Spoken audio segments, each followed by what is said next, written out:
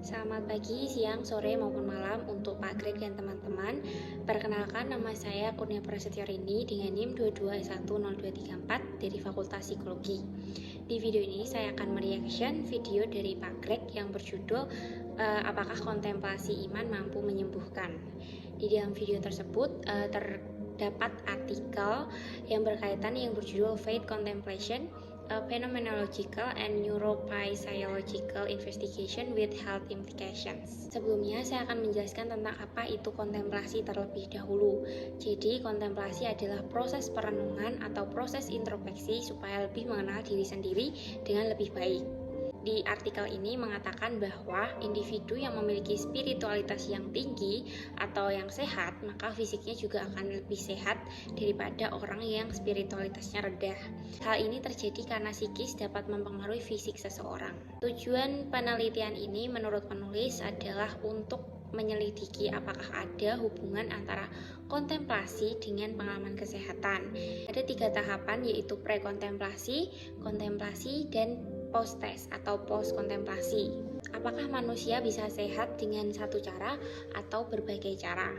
Menurut artikel ini ada salah satu pendekatan teologi, yaitu meditasi atau kontemplasi. Dikatakan bahwa dengan meditasi, keimanan dan ketenangan individu itu dapat meningkat. Di dalam salah satu jurnal itu mengatakan bahwa seseorang yang beriman maka ia akan dapat berkontemplasi atau berjumpa dengan Tuhan melalui imajinasi yang dimilikinya. Contohnya yaitu saat membaca Alkitab lalu merenungkannya. Ada banyak cara penyembuhan supaya manusia bisa sehat. Hal ini berdasarkan kepercayaan individu dan caranya masing-masing. Salah satunya adalah dengan doa. Doa dapat menyembuhkan suatu penyakit atau membuat manusia menjadi lebih sehat. Namun hal ini tidak selalu terjadi. Doa yang mendalam memiliki hubungan yang signifikan untuk menyembuhkan manusia. Peneliti dari Harvard setuju bahwa iman memiliki keterikatan yang kuat dengan penyembuhan. Saya sendiri juga setuju dengan hal ini karena apabila kita memiliki iman yang kuat dengan menyerahkan seluruh hidup kita ke tangan Tuhan, maka artinya kita sudah pasrah, sehingga kita tidak memiliki beban lagi untuk memikirkan masalah-masalah atau hal-hal yang berat, karena kita sudah menyerahkannya kepada Tuhan, sehingga fisiknya tidak menanggung beban yang berat juga. Kontemplasi ada di dalam semua agama dan bisa dilakukan di semua agama. Kontemplasi agama itu berbeda-beda antara satu dengan yang lainnya. Tetapi dalam artikel ini mengatakan bahwa berbagai agama itu cara kontemplasinya tuh hampir sama, yaitu dengan membaca kitab sucinya masing-masing dan merenungkannya. Dengan adanya perenungan dari suatu ayat di kitab suci masing-masing, maka hal ini bisa dianggap sebagai obat penenang. Karena pada dasarnya menurut saya, kitab saya yaitu Alkitab, di dalam Alkitab itu terdapat banyak pelajaran-pelajaran hidup baik yang tersurat maupun yang tersirat. Sehingga orang yang membaca Alkitab akan merasakan kehadiran Tuhan dalam bentuk ketenangan yang muncul setelah merenungkan atau membaca Alkitab. Dan ini akan berefek pada keadaan fisiknya. Tentu saja hal ini tidak berlaku untuk semua orang, hanya orang-orang yang percaya dan menyerahkan hidupnya ke dalam tangan Tuhan. Kontemplasi membuat kesadaran manusia juga meningkat, contohnya kesadaran tentang diri sendiri, lalu bagaimana hubungannya dengan Tuhan. Karena kesadarannya yang meningkat ini, maka secara otomatis energi di sekitarnya itu menjadi seimbang. Hal ini disebut dengan ketenangan diri.